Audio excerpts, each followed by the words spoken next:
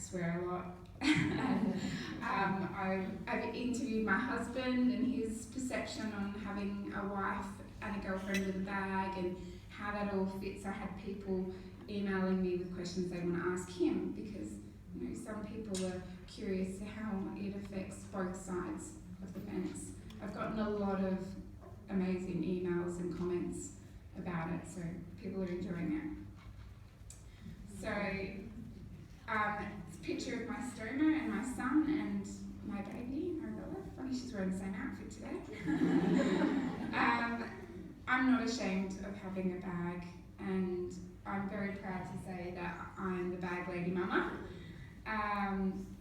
My tattoo on my side says Neo Zoe, which in Greek is new life, and I have 3 butterflies that symbolise that, going from a horrible life to being healthy again. So that is obviously before, after having my son, to now being able to have an amazing life and not be sick because of the team at Fiona Stanley Hospital, as well as my family obviously, and especially my amazing stoma therapist. Marlene is fantastic. She's just, she loves it. It's hard because sometimes you get stoma therapists that are not as easy to deal with, especially because I'm very opinionated and I like things done my way. So Marlene is awesome. So obviously Lucas is a bit grumpy in this picture. He didn't want any more photos. But it's a nice picture of the rest of us. So obviously I need to thank my family. My husband's been great support and he lets me use him as my as the butt of all my jokes. Especially on Facebook or my blog. That's where the only people that listen to me. So yeah, if you guys want to ask me any questions, feel free. Or not. Yes. You said that you need to be with your husband as part of ongoing care. One of the things that some people find very difficult is how to actually tell somebody that you think you might be interested in to start with. Yes. Was that your experience as well? I had, in my blog, I talk about a previous time where I had an experience with someone where when I was younger, I had a boyfriend that broke up with me because I had a bag. I had already had my bag when we got together, but that crushed me. I was 24, 2 years post-surgery, and then I met someone as a spare of the moment thing at a nightclub, and somehow he knew that I had a bag, but I didn't tell him. And that moment where he didn't have to love me, but he was interested in me, that really gave me a lot of confidence to just be very upfront, because well, realistically he could have had anyone in that nightclub, but he still wanted me. So that was a big eye-opener, and it was a big confidence builder for me at that point in time. So when I met my husband, I was on our second date, I said to him that I had a bag, and he didn't care. He was so yeah, and I talk about that a lot on my blog, as well as I talked about in more detail about occurrences when I was younger. But when having my surgery, I had a lot of time to think about it. I had about months to prepare for my surgery and speak to a lot of other people, and everyone that I had spoken to said it was the best thing that they ever did.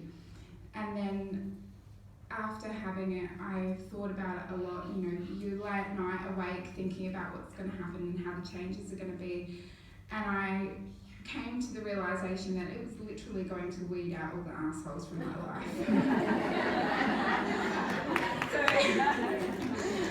So obviously, no more bumhole, and whoever's going to love me is just not going to care, and that is all that matters, because it's.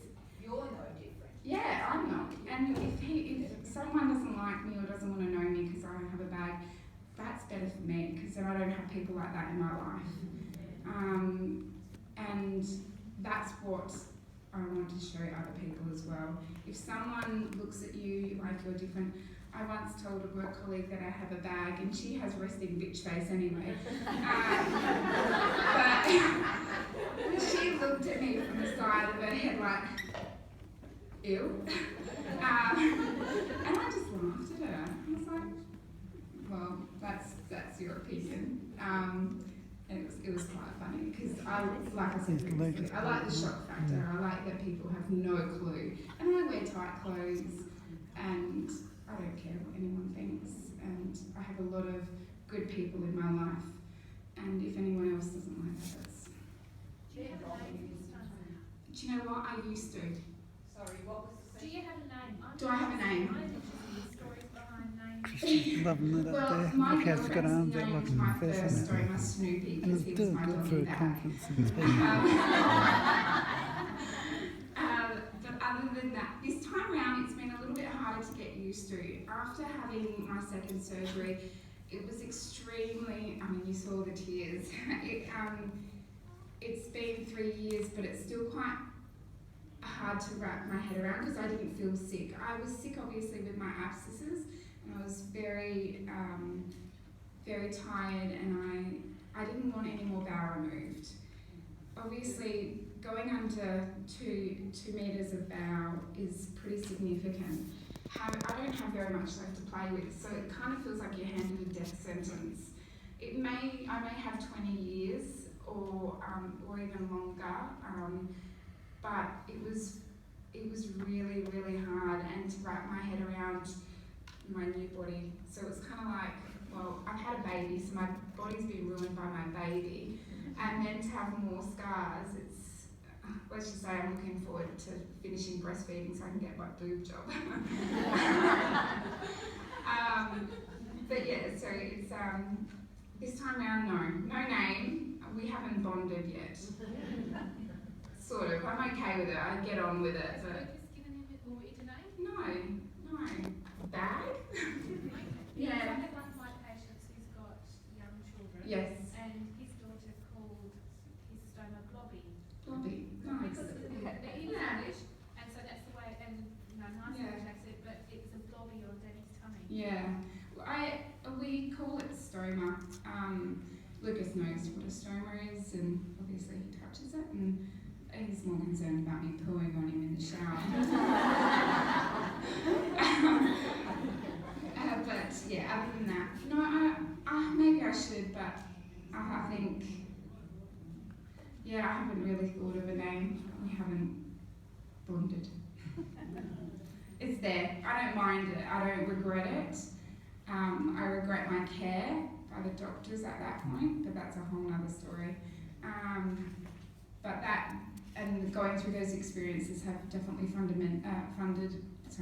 has cemented that I know my body better than anyone else. And I think that we need to encourage other people with bowel diseases to understand their bodies and be a little bit more independent with their post-operative care. I have lots of different opinions, and now I would like to see a lot of different things change in Australia. So hopefully with my blog and some upcoming things that I'll be able to help change Australia.